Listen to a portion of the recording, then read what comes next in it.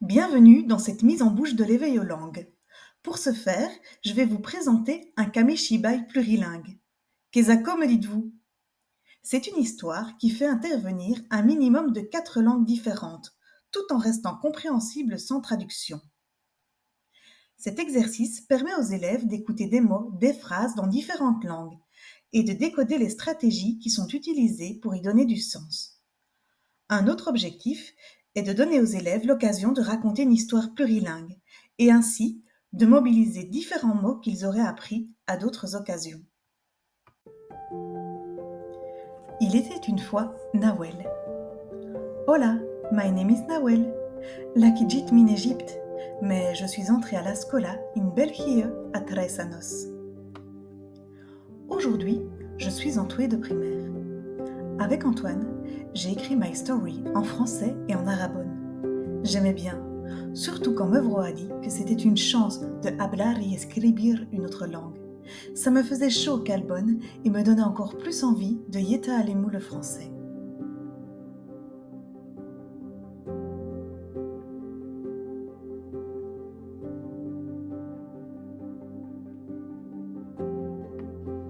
Ma maman, elle était proud of me et de notre histoire.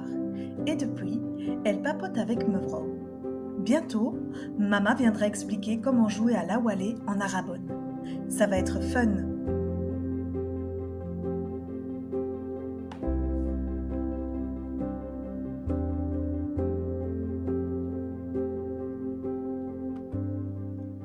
Oh, fun!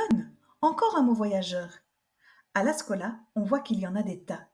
On a même une canción qu'on complète à chaque fois qu'on en découvre un.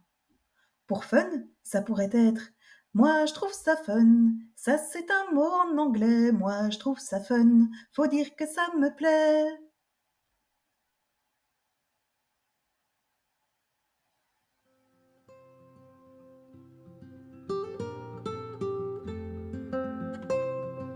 À la Scola, j'ai aussi écouté les stories de Miguel, Bucurier et Taïra.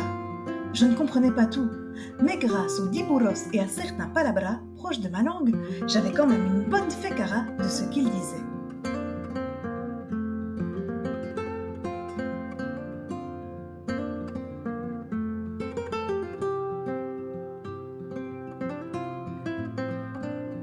En classe, on compare souvent les langues.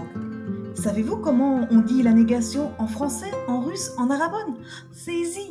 Dans chaque langue, on ajoute un palabra. Moi, ça m'aide pour mieux begrijpen.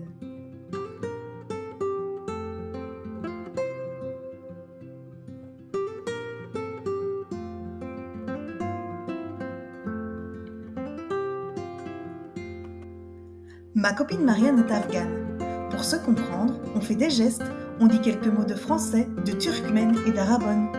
On se débrouille quoi. On fait pareil avec Antoine. Lui, il ne parle qu'une langue, mais à force d'entendre les copains dire hola dans toutes les langues et d'utiliser quelques palabras, il n'a plus peur de parler à des gens qui parlent une autre langue que lui. À la récré, on baragouine et surtout, on s'amuse à jouer à chat perché. D'ailleurs, j'y vais. Vous venez ?